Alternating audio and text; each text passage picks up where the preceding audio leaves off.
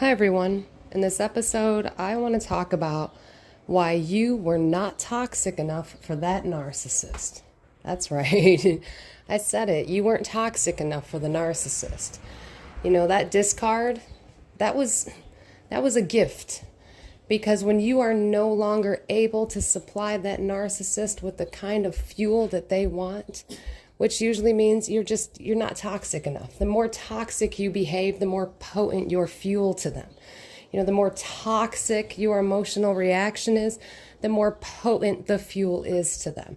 So when you're no longer providing them with the narcissistic supply that they need, which is reinforcing their superiority over you, which is reinforcing their ability to have control over your emotional reactions and how you maneuver in your life, they don't want that anymore. The moment you start inducing injuries and inflicting injuries on them because you are not seeing them the way they want you to see them, which in their eyes they see you as disobedient when you're not following along with the script. So yeah, when you're not toxic enough for a narcissist, they have no use for you because they're very toxic. They're very dramatic. They like chaos. They thrive in dysfunction. And they surround themselves with people just as dysfunctional. You know, that's who their flying monkeys are. That's who they go to run their smear campaigns. You know, people that enable their behavior. And I've discussed this in another video, that the reason why the narcissist treats everyone better than their intimate partners or, you know, their family members is because they need to use you as a container to hold all their rage, all their traumas inside, all their turmoil, all their anger, everything about themselves that they do not like. They need to pour that into somebody else. They need someone else to internalize that in order for them to regulate themselves. You know, they're dysregulated inside. And the only way for them to feel better is to have someone to actively abuse, to be that container, to internalize all their dysfunction for them. And then once they project it all onto you, you internalize it, and then they're completely calm because now they're regulated and somebody else is living out their trauma. Someone else is dealing with their trauma. And in turn, you become the toxic one to them. You know, they believe then it's you. It was you the whole time. See how toxic you are. Because then they go perform to the outside world all calm, cool, and collected and charming and the good guy or the great mom or the great this and that. Do you know what I'm saying? It's because they're actively abusing someone that's regulating their emotions. So that's how they're able to keep up that mask to the outside world. They will scream and yell at you. They will get you to react or internalize what they are projecting at you, and then they are regulated. And that's how they justify to themselves that you are somehow the toxic one and not them. But when you're not as toxic as they had hoped, or you're not reacting the way that they need you to be reacting, if they are unable to bring you all the way down to where they're at, because the more that you refuse to engage, even if you're internalizing it, if you are still not turning, if they're not able to turn you into someone just as toxic or dysfunctional as them, even when you're internalizing everything they're throwing at you, you are not being toxic enough for them. That makes them, you know, have to sit with themselves, face themselves with, oh no, I'm the toxic one. They need you to be at their level or lower in order to normalize their behaviors. That is the only way. You know, there's a reason why narcissists have to pretend to be someone they're not when they first meet you. Because if they were to show their true colors right out the gate, you would run the other way. You would absolutely run away. You'd be like, whoa, I didn't sign up for this. In fact, you think that once it, you know, insidiously happens to you during grooming, later on, you're like, what happened here? I did not sign up for this. God, I'm going to need you to take this one back. Please, I'd like to return this. May I exchange it for something else? You know, but if they were to be their true selves, their authentic selves, which is obviously extremely abusive and manipulative, you wouldn't want to stick around. So they need to be someone they're not in the beginning.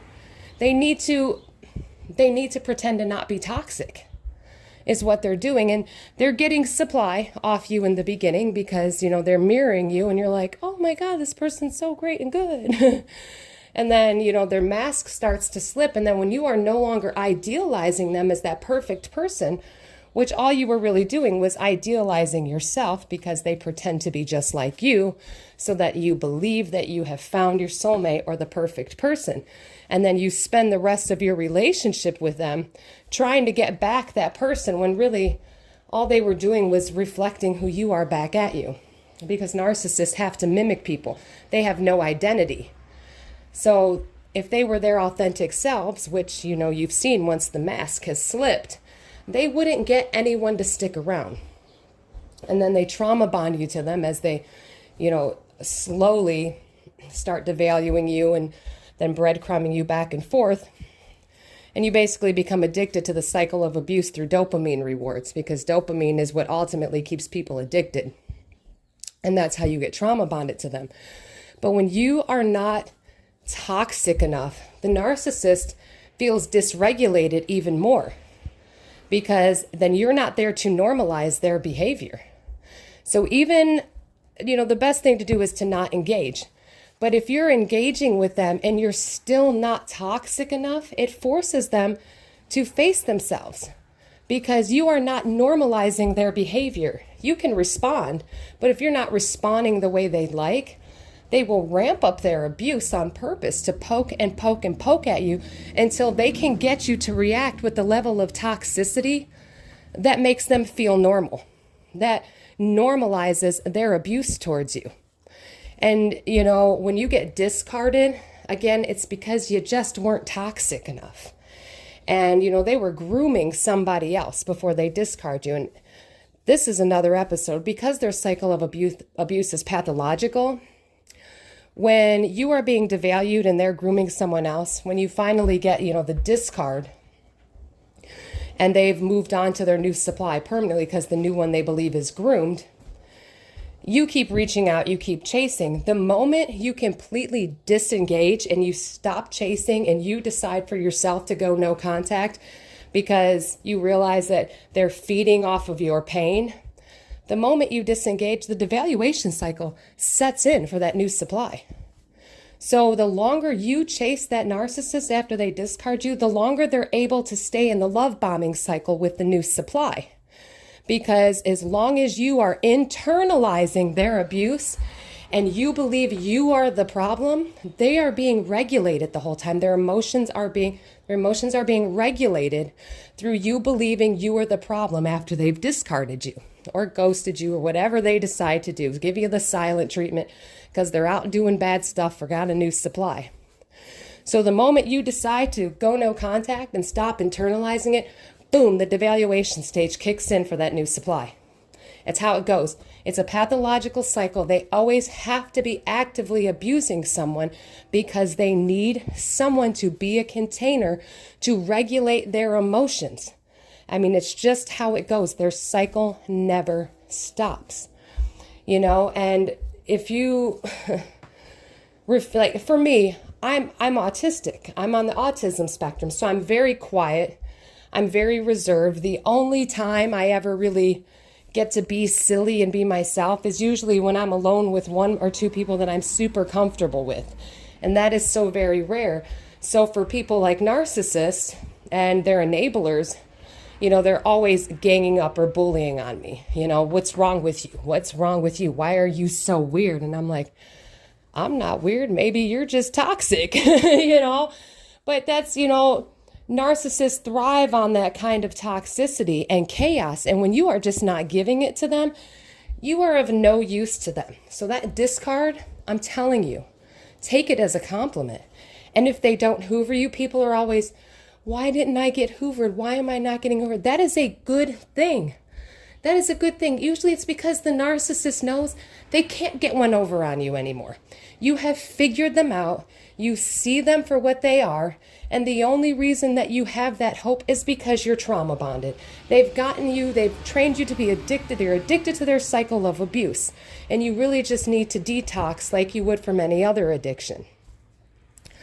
Narcissists need somebody to fight back and forth with them. They thrive on that reaction. They thrive on that drama. And the interesting part about narcissists is they love calling everybody else the toxic or the crazy one. And this is what they do.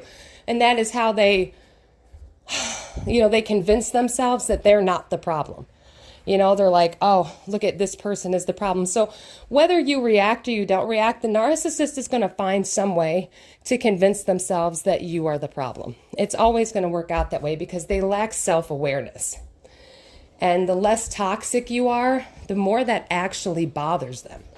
They're after narcissistic supply, which is your reaction, but you can react to them, even in a negative way, without being toxic. And the narcissist needs somebody to be as toxic as them in order for them to keep you around. So when you get discarded, take it as a compliment. That just means that you were not toxic enough for them. If you don't get a Hoover, take it as a compliment. You are not toxic enough. So I want to say something to everyone. If you're struggling with no contact or you're trying to break free and escape from a relationship with a narcissist, do yourself a favor. Look at your life. Look back over how your life was, the level of dysfunction that you put up with, the verbal abuse, the psychological manipulations, having to play detective because you knew you were being lied to, the ghosting, the silent treatments, just everything about it. And stop and think for a second. Do you really want that in your life? Is that how you want to live for the rest of your life? Sure, it may be hard getting over it, but let me tell you something. There is something so peaceful and just about letting it all go and working on yourself, because you see, narcissists and those enablers around them, they don't have the capacity or the strength to make it through what you've made it through. In fact, they didn't even have the self-awareness to accept themselves or who the narcissist really was, because it was easier for them to put it on you, to put it on somebody else instead of working on themselves. That's why narcissists need to devalue you. They need to bring you down. They don't want anyone to be above them. They give that illusion to the outside world, but that's because they need to bring you down, like I said, to regulate their emotions. But think about it. How would your life be? How would your life be if you were still living that every day? If you had to wake up every day being screamed and yelled at, told you were stupid, told you were worthless, told that nothing you did was good enough, and you worked and worked and worked harder and it still didn't make that narcissist happy, then you're getting cheated on. They're never there when you need somebody. You can't count on them. But what you can count on is them feeding off your reaction. You can count on them showing up when they want something from you. It's the only time you can guarantee they'll be around is when they want something, when they need supply, because everybody provides something for that narcissist. Narcissists only engage with people and only engage in things that will benefit them in some way. That's it. It's all about they're very self-serving. They don't do anything for other people, and then they keep tabs on how much you owe them. And then they say things like, I don't owe you anything. And you're like, oh my God. And when they discard you, it's how could they act like all that time we spent together didn't matter? I thought they cared about me. Well, because you're an appliance to them. Everything is transactional with the narcissist. I mean, right there, that in itself is toxic. While you were investing real feelings, you were investing so much into this narcissist, and they were just taking and taking and taking. And then once you were no longer a working appliance, you got thrown out, and they went and found themselves a new appliance. And your inability to play along with the nonsense, and they set you up in public, to dog whistle you and get a reaction out of you so you look bad in front of other people. But that is how they normalize their behavior. If they can get a reaction out of you and make you look like the bad guy, in their head, it normalizes their bad behavior towards you. They're like, oh, look, see? They're just as bad as I am, so it must be okay. And they make sure they do that to look good in front of other people and make you, so people really believe this. They really believe it. And just look over and think, is that how you want your life to be? Do you want to wake up like that every day? So as I was saying, do you really, really want to live like that for the rest of your life? I know it's hard getting over what they put you through, and it is. It is very hard because you have to come to terms with the fact that it was all a lie from the beginning. It is very heartbreaking. But that's okay. That's okay because it makes you such a better person in the end. You get to transform into someone that they were trying to destroy. That's why they were trying to destroy you, so you would never become a better version of yourself. And now you're becoming a better version of yourself. And boy, that is poison to a narcissist, let me tell you. That is the narcissist ultimate poison, because the more that you work on yourself and the more you heal, they're literally afraid of you. They are too afraid to even come near you. And that's a lot of times why people don't get hoovered. Narcissists do not want to hoover people that will cause them injuries. They're trying to inflict injuries on other people. They don't want to suffer injuries. So the more you heal, the narcissist can't even come near you. They don't have the courage to come near you because they know. They know they can't get one over on you. They know that now you have healthy boundaries. They know that now you know your self-worth and you know you deserve better. I mean, you knew you deserved better the whole time, but you were trauma bonded. And you were internalizing the things that they were projecting onto you. And you started to believe this stuff. But once you realize, look it. If they were lying from the beginning, then they are lying when they tell you all that. Then they're projecting all that stuff on you. That is the best way to not internalize it, is remember that. If you're sitting there like, am I the problem? Am I the problem? Why did they hate me? Why did they do? Stop that. You already know that they were liars from the beginning when they were pretending to be someone they were not. So why would you believe any of the other stuff they say to you? And I know it's hard. But you're going to be okay. Just keep getting the knowledge. And the stronger you get, the more it freaks that narcissist out. And they are just too afraid to even come near you. They're too afraid. They know that they really are afraid of that. They don't want to communicate with you at all. And once you're healed and you're not even afraid to talk to them, once you're so healed that you don't even care about no contact, it doesn't matter because you're so self-assured, they don't know what to say. They don't know what to do because they know nothing they say to you is going to bother you because you're no longer going to internalize it and defend yourself and fight back. So it's pointless for them. They're not going to get any supply out of you. They know that you're not the problem anymore. And that doesn't work for them. So they can't have you around. They can only be around people that enable their behavior or are willing to be a container and internalize all their dysfunction. Well, thank you for listening. I hope you enjoyed this video. It was a lot longer than expected. And just remember, you weren't toxic enough for that narcissist. And that's okay. Because do you really want that to be your life for the rest of your life? Is that how you want to live every single day? Of course you don't. Of course you don't. That's why you begged and pleaded with that narcissist to please treat you better. You deserve better and you're going to get better. So keep working on yourself. You're going to be wonderful. I promise you. So stay strong, stay safe, and keep getting the knowledge. You are all going to be amazing.